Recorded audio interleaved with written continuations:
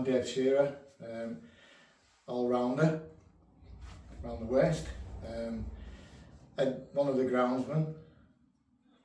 All right, Dave, welcome to Meet the Players. So, I know you've been at Etown for a while. What first got you into cricket? I'd always been interested in it.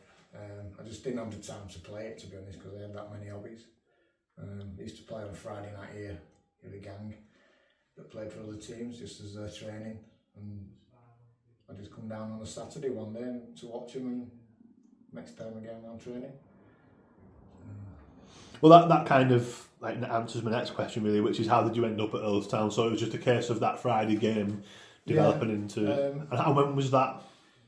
A good while ago now, maybe 20 years ago, 18 years ago. God rest his soul. Dave Melling was the guy that said turn up on a Saturday and have a watch and come down training and that's whose bat he used now, so that's how old the bat is. He batted with it, now he's giving it me because mine was too light. So a bit of slogger Sherer comes out every now and again. Every now and again it's the only shot you play, Dave. So obviously, you know, you're not like a regular player. You put your name down when you're available, but you're not always available. Did you kind of set yourself any personal goals for this season? If so, did you meet them? No, no personal goals really. It's just see the season out without getting injured and getting on a bit now. So if we can do that, I had good times playing the games that we had. Enjoyed the T20s a bit more than the red balls, but that's more my style of game. See it and hit it. So. And this is a man, ladies and gentlemen, who wears a box when he's fielding, so the risk of injury is significantly decreased, I would suggest. It's been needed.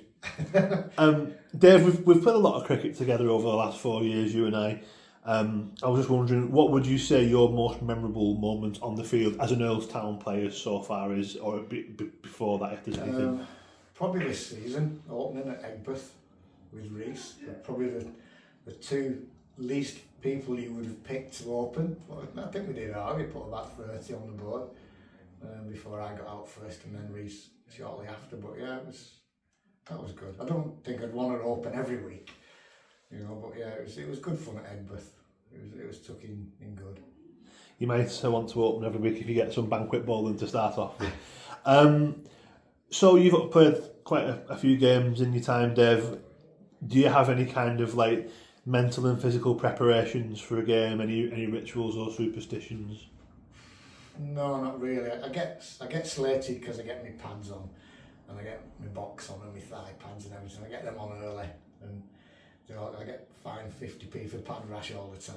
But I just like to be prepared. As long as I know I've got them and I've got them on, I'm fine, because I'll end up going out with only one glove or something like that. If I don't check well, we've got everything, I'll do something silly like that. So yeah, just getting myself dressed and prepared for it. I think you're at risk of more than 50p if you went out batting with one glove, Dave. And final question from me. If you could have any cricketer, past or present, play for Etown for one match, who would that be and why? I think Flintoff, because he'd be alright in the bar after. He'd be one of the lads, he'd fit in well here. I'd feel him like a drink, and he was just a good cricketer. He was all round. He's a nice bloke. You see him on the telly and doing different things, and he just seems a nice bloke to talk to and get on with. So I think Freddie Flintoff.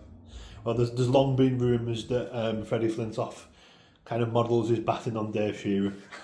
So anyway, that's been another episode of Meet the Players. So thanks very much for your time, Dave. Thank you. Cheers.